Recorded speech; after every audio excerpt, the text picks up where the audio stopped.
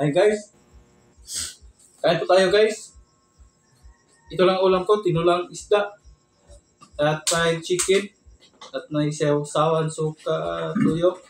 Tapos kanin na mais guys. Perfect. First bite kasi niyo. Oh.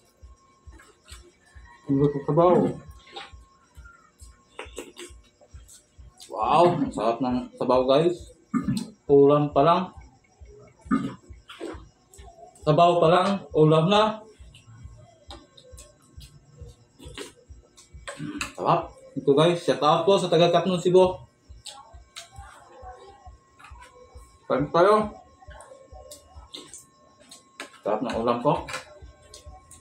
Sabaw. Sarap.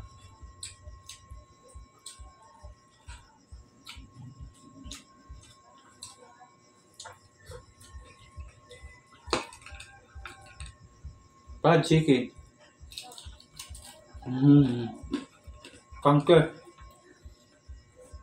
Thank you for watching guys. Bye.